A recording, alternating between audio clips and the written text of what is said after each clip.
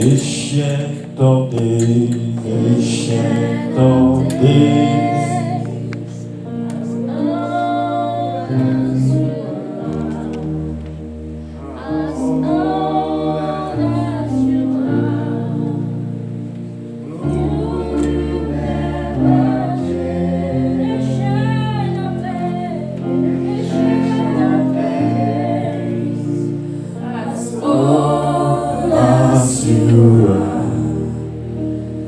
As old as you are, you will never change. Ancient of days, ancient of days, as old as you are, as old as you are, in my life you will never change.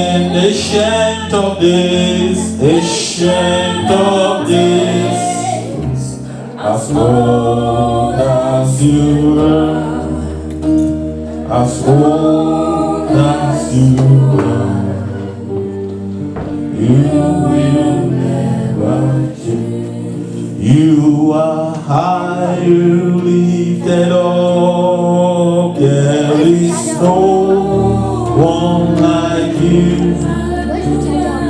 Halle, halle, halle, hallelujah. Ah, you are high and lifted up. There is no one like you.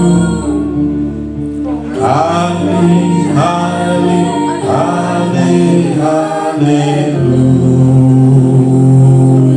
Jehovah, you are the most high. Jehovah, you are the most high God. Jehovah, you are the most high. Jehovah, you are the most high God. King of glory, you are the most high. You are the most high God. Father, we are grateful unto you because you are the most high. So, Father, from the depths of our hearts, we acknowledge that we don't even know how to worship you this morning.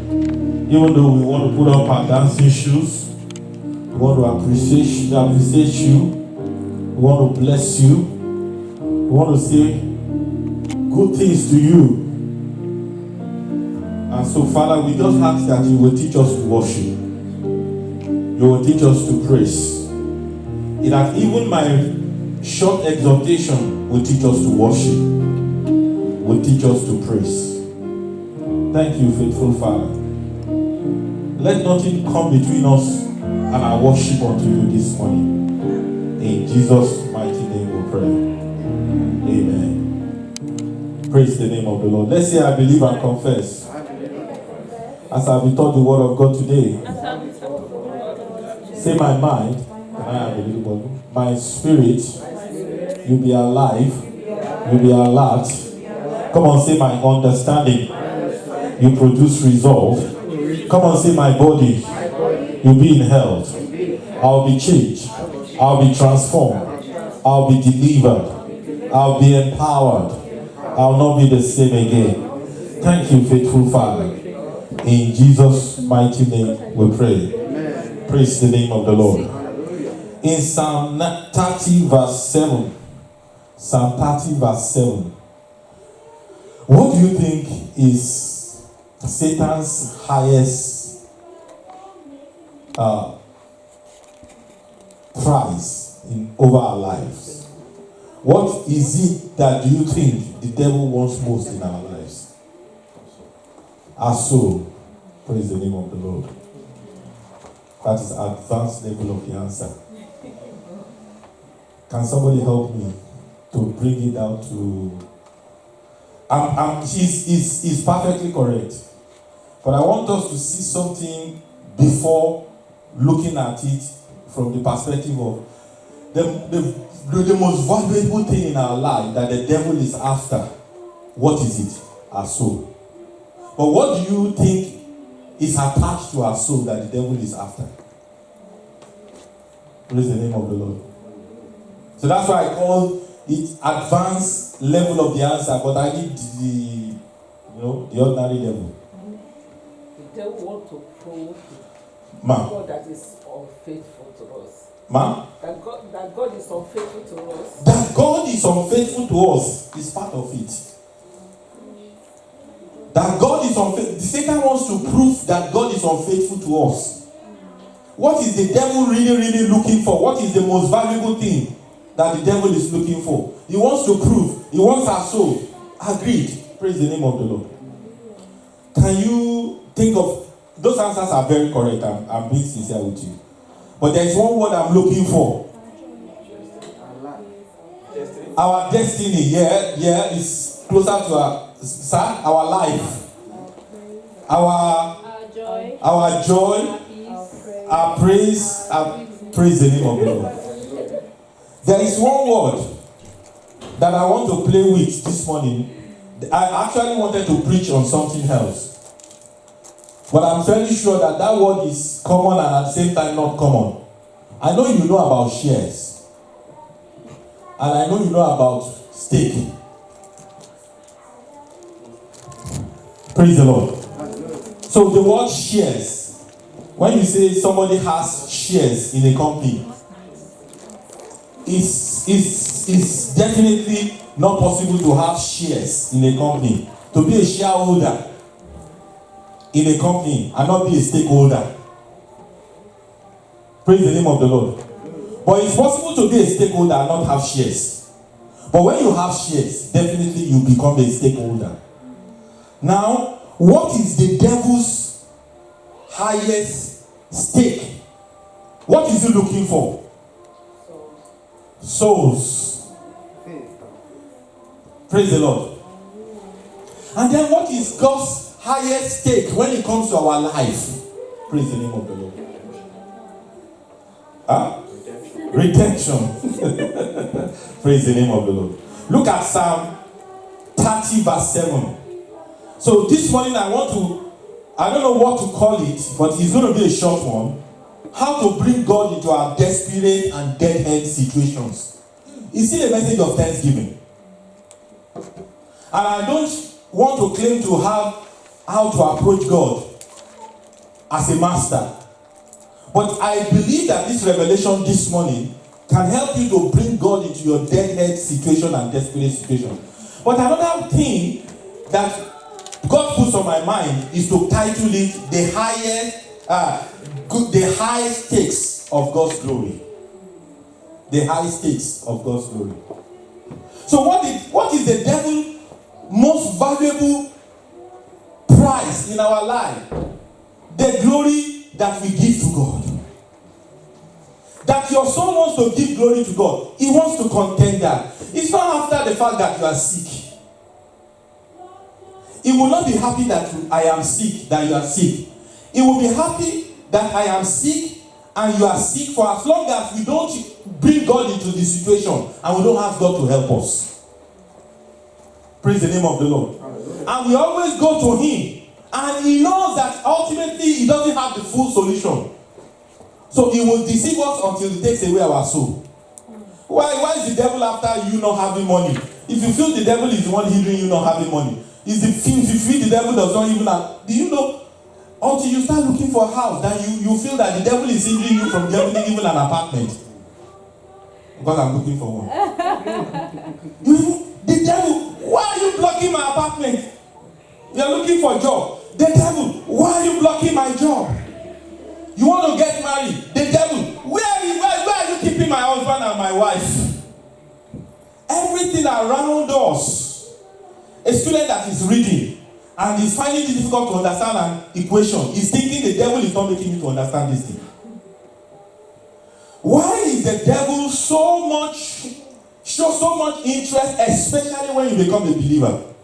Because he does not want the glory of God to be evidenced in your life. He does not want the glory of God to be evidenced in my life. So I discovered that one thing that the enemy is challenging most in the life of believers, the moment you cross from darkness to light, is that it's challenging the glory of God. It's challenging. Look at somebody and say, in the name of Jesus. Every challenge that the enemy has placed over your life for the glory that belongs to God will be wasted this morning in the name of Jesus. Every challenge that the enemy has put over my life for the glory that belongs to God. Say, my life, you belong to God. My glory, the glory of God in my life is incontestable in the name of Jesus. The highest stakes of God's glory. Or how do we bring God into our dead end and desperate situations? So look at it. Let me say this because God keeps reminding me that I should remind you. Do you know that all the appearance of the serpent in Genesis chapter 3 to deceive Eve and Adam to eat the fruit, it's not after the fruit. It's not after the fact that when they eat the fruit, they are going to lose immortality. Because at that time, they have the power of immortality, which is the power we are looking for at the rapture. It was not after those things. It was after the fact that I just want Adam and Eve to disobey God. Once they disobey God, the glory of God in their life is not evidence. So you know that their disobedience was a fact that they are saying to God, we don't care who you are. We don't care your glory. We take our glory, we take the glory that belongs to you, we give it to the devil by disobeying you.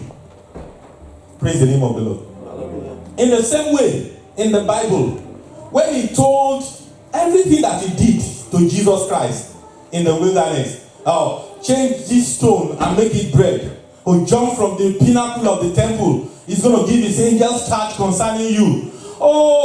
And Jesus kept winning all the temptations, and eventually he said, well, let's get to the real deal. This is the real deal. Just look at the glory of this world. Look at the glory of the world. You think some people have not come in contact with the devil to that state, that the devil has actually, there are so many famous people that worship Satan, and Satan, they have sold their soul to Satan, and Satan has told them that they will have fame in this world. Every fame is like a flame. It can be burnt up.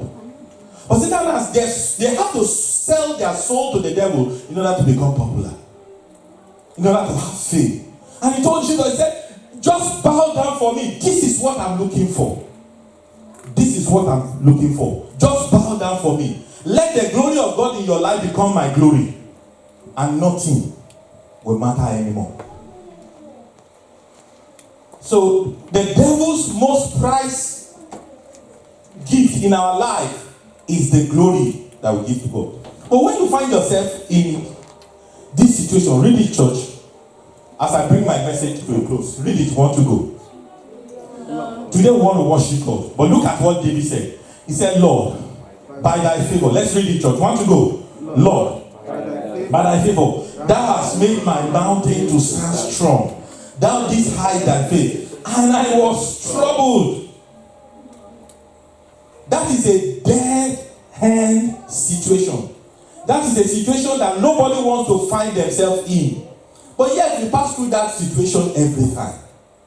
That the more you pray, the more it seems that God is hiding his face. Even things that you know God is faithful about. In the midst of trouble, you forget God's faithfulness. You forget that God is faithful. You forget that he's done it before. You forget that he's even doing it for people around you. Praise the name of the Lord. Satan makes you to feel that God has hidden his face from you. And look at what he says. He said, I cry to thee, O Lord. Unto the Lord I make supplication. And then he began to say to God, what profit is there in my blood when I go down to the pit? Shall the dogs praise thee? Shall it declare thy truth? Hear, O Lord, and have mercy upon me. Then he began to plead for the mercy of God. O Lord, be thou my helper. Thou hast turned for me my mourning into dancing. Thou hast put off my sackcloth and guarded me with gladness. To the hand. Everybody say to the hand. To the hand. And this is the hand of the matter. To the hand that my glory shall sing praise unto the Lord. Clap your hands and celebrate God. That is what the devil is most challenging. That is what is challenging. That is what he's looking for. That is his most prize. To the end that the glory of God in your life will sing praises unto him and not be silent. Do you know that people can know about what you pass through? And you don't need to open your mouth and just sitting down, that you are sitting down, that you are going to work, that you are eating, that you are drinking, and people seeing around. It's enough testimony that God's glory is in your life. Clap your hands and celebrate God. That's what he doesn't want. He just does not want the evidence that your life show forth the glory of God. But I speak to you in the name of Jesus Christ today, that to the hand, everybody say to the hand. I said to the hand, that my glory shall sing praises unto thee. And not be silent, even when I'm silent. Clap your hands and celebrate Jesus. So he said, oh Lord my God, I will give thanks unto thee forever. So there are three things. So the highest stakes of God's glory, or how to bring God into your dead end situation. So, you see, contrary to the way the devil makes us to think, I will give you the answer before we go. And this is what the Lord reveals into my spirit. Number one, you have a situation like a ladder.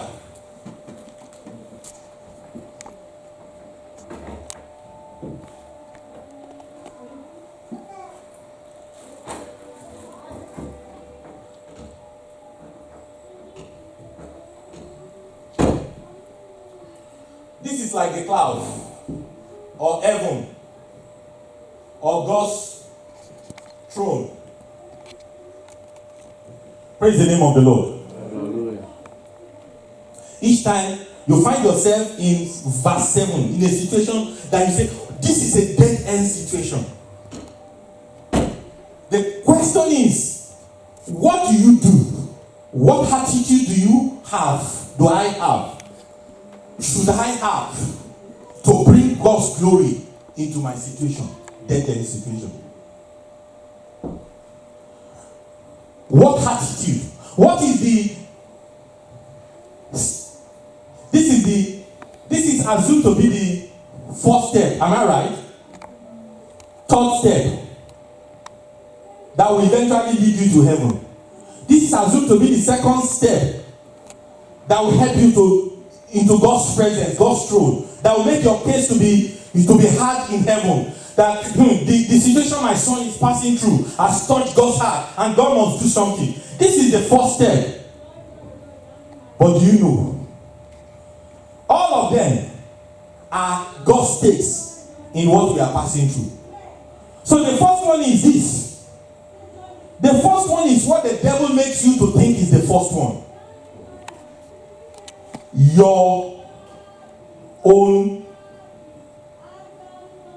stake or glory. Why will God give you a job?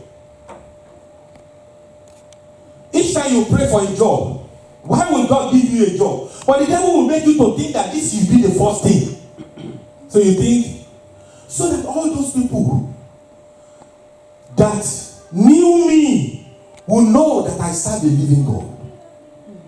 It's about me. It's about, why will God give you a job? So that I will change my wardrobe. So that I'll be able to change the kind of car that I drive. Why will God do this for me? So that those who abused my mother and told my mother that you had female children will know that somebody can have female children and they will still bring glory to their lives. Do you know that all the reason why we are saying God should intervene in our dead end situation is focused on us? But do you know, I have never seen God step into a situation like that immediately. When the hand to the glory of what you are asking for is focused on you. Everybody say, the glory. The glory. So when the glory is focused on you, it doesn't move God into the situation. But don't make the mistake of making this one the first. What is the second one? When you now begin to think, when this thing happened to me, When this thing happened to me, if a pastor, the Bible says, smite the shepherd, and the sheep will be scattered. I'm sorry to use this awkward illustration, but something happened to me, and I learned a lesson. I love God. I love God. And thank God that my wife was part of the story, because I picked her up in the campus fellowship. I was a pastor of the campus fellowship. The campus fellowship was growing. I will do special program. I will do healing service. I will do this. Young man. In my 20, I was just 21. I was burning for God. And I became so sick. I was still teaching special Bible study. So one day, I love teaching rapture, because the church I belong to, we love to teach rapture. So I advertised. I said, we're going to have special rapture teaching. I started the teaching. So we normally have it every Wednesday. This book that you saw that I wrote, The Day God Died, it was one of my special Bible study on campus. Lecturers attended. The engineering lecture theater was full. I was so excited to do those things. And so when I graduated, I turned it into a book, The Day God Died. Because everybody wanted to see the day God died in those days. So I did a Bible study like that. I first started teaching the second one. So my body was doing one kind, All the fever was coming back. There's a way you say, devil, I bind you. All this fever, go away in Jesus' name. The fever did not go away. People were saying, are we going to have the special Bible study? I said, yes. I was drinking water. I was weak. So I got to the pulpit. I said, today we're going to teach on the rapture. I started teaching. 5 minutes, I was feeling tired. I said, please, can you give me chair? Give me chair. It's all about my glory. That Bible study, as much as it will bless the people, it was all about my glory. As much as it is a revelation, it's all about I said, bring me chair. They brought me chair. I sat down. I started teaching the Bible study. I was still feeling weak. So that I will not drop dead while teaching Bible study. I just said, I have some brethren in those days. One brother Sunday like that. That man can pray. I said, Brother Sunday, please, can you? My wife remember the campus fellowship now. We have one room at the back of the campus fellowship where we do deliverance. I called them. I said, please, can you just guide me out of the pulpit? And they guided me out of the pulpit. I went to the back. So all the people they've invited, they were wondering, what happened to the pastor? He's not teaching this. That's why I didn't teach last week Sunday, because if I drop dead, all of you will not come to church. I learned my lesson.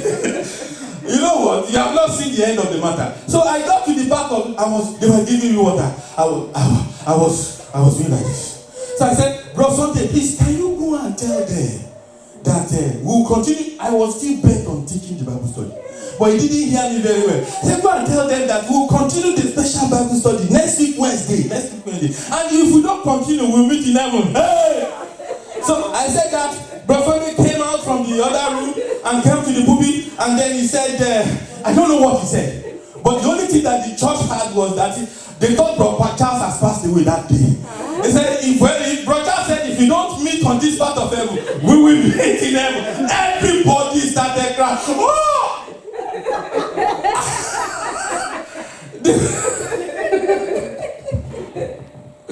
Oh my God.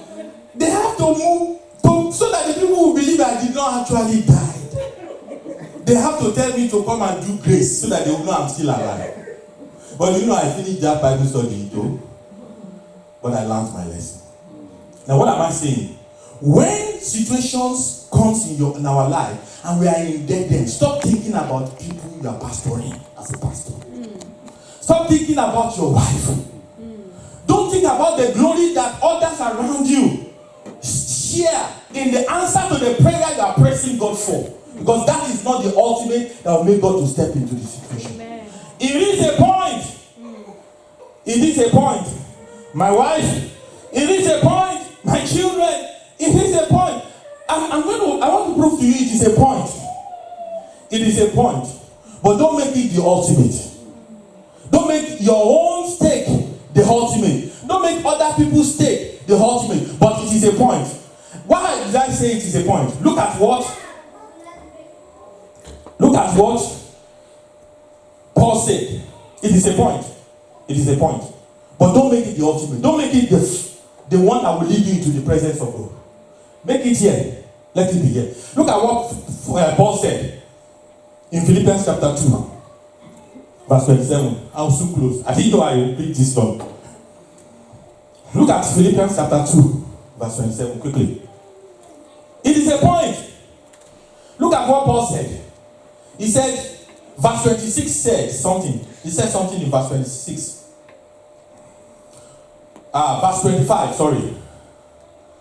Yet I suppose it necessary to send to you Epaphroditus, my brother, and companion in labor, and fellow soldier, but your messenger and he that minister to my wants. This is Paul's right hand man. And this man was sick. What kind of sickness? Look at verse 26. For he longed after you all, even in his sickness, and was full of evidence, because that he had heard that he had been sick. Verse 27, you will now understand. For indeed he was sick, nigh unto death. But God did not have mercy upon Epaphroditus. Paul the apostle said, in healing Epaphroditus of the sickness unto death, it was me that God had mercy upon.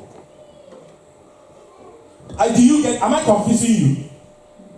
So it is a point to think that if I'm sick, my wife, if I die untimely, will become a young widow. So God will have mercy upon her so that I will not die. That any member of the church may be sick, and that we pray for healing. We pray for deliverance, and that God should fail to answer us in healing that person. God have mercy not just on that person, but on me, on us. So it is a point, but it is not a point to push God to step into the situation.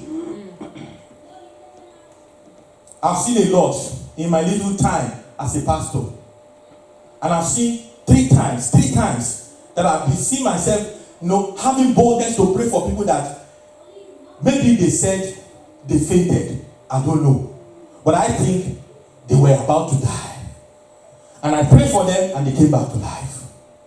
I used to pastor a church, and then there was a baby. The day we were launching the church, the baby died. They rushed him downstairs. I prayed for that baby Daniel, and he came back to life. But one day like that, so that you know this is a point that God will have mercy upon people that surround you because he wants to have mercy on you. Is a point, but that is not the point to push God into your situation. My baby, she was still a baby, and she was as tiny as she was that tiny. And one day like that, I don't know why the devil sometimes use. It's Emanuela. It was a Bible study too. It was a Wednesday, and now we are now married. I'm pastor of a church in town, and people were waiting for pastor to come in the evening to come and teach Bible study. And their mom went to pick them up from school. And when their mom went, I don't do those kind of things. I'm very careful. But their mom is, you see, the first thing is that they dirty the car. Their mom will just be driving in front.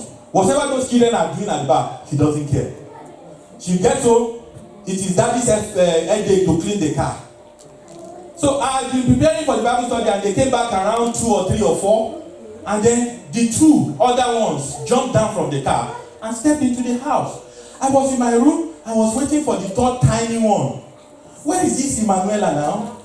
Unknown to all of them, they bought roasted corn. And she was just like 1 or 2 years old. So she was eating that roasted corn, and then the corn got stuck on her throat. She indeed came down from the car, because we parked in front of the house. And she came down from the car. We have a railing in front of the house. She passed through the railing, but she wanted to step into the main door of the house, and she discovered that the choke was too much, so she couldn't. So she fell down. And everybody was inside looking for the 2nd level of food. Only me remembered Emanuela. Where is Emanuela? I came outside, and I took her maybe 1 hour to Bible study. You know what I'm talking about. If you have other nationals around us, you will say, Pastor, there is no 911. Your leg, and how fast you can with your driving, in the bumps, in the water, in the estate, everywhere. That is your 911. So the first thing that came to me, Lord, how can I lose my daughter on the day that I want to go and teach Bible study? God have mercy upon me. in order to have mercy upon Emmanuel. You know what I told God? I said, God, if you have called me, my daughter will not die. So I began to pray. My wife was saying, hospital. The person that caused the problem. By giving them corn. You know, hospital. And when I was praying, and God chose to have mercy upon me. So I took her to the bathroom. I put my shower and I began to pray, and she came back to life. Clap your hands and celebrate her. Now you know she's alive because God had mercy upon me because of her. So that day, that week, I went to Bible study. I called. I said, tonight the power of God is in our midst. Come on, shout hallelujah. I preached powerfully. Because my daughter came back to life. May you not be ashamed on the day that God is supposed to show off in your life with His glory. That is a good point. The stake of other people's glory in the thing you are asking God to give you. It is a good point. That is the second stake. The stake of other people's glory. But what is the ultimate thing that will make God, in every dead-end situation that we find ourselves, to immediately step in when His glory is at stake? Only when His glory is at stake. Amen. Only when you can make God to see what you are passing through as His glory under contention here. Yeah. God, if you don't do it, it is your glory, not my glory. God, if you don't do it, it's your glory, not the glory of the people that I pastor. Clap your hands and celebrate God. And that is the point at which I'm bringing you to praise God this morning. In Isaiah chapter 48, when the stake, so the second stake is the others' own glory. But when God's own glory became the ultimate stake in the issues, even as irrelevant as looking for apartment, even as irrelevant as trying to change our wardrobe. There was a year I prayed, I would write, God, I need 10 suits. Because that looks like the most prayer point in my life.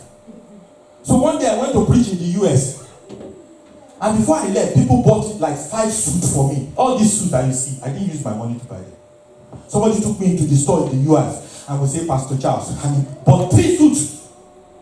And they gave it to me. They were answers to prayer. But there were years that I was praying, God bless me with suits. You know how it looks as if the devil is blocking you from getting a suit. And when after the trip to the US for that preaching, I said, God, why you? He said, I'm dressing you for the future. Has God not dressed me for the future?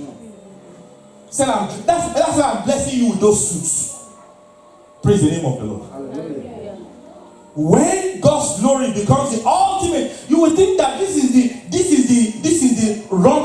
bottom of the ladder. But this is what should be the prime reason why God should do it in your life. When His own glory becomes the reason why God should step into your dead hand situation. That's why you must give God the glory this morning. Clap your hands and celebrate God. That's why I must give God the glory this morning. Clap your hands and celebrate God.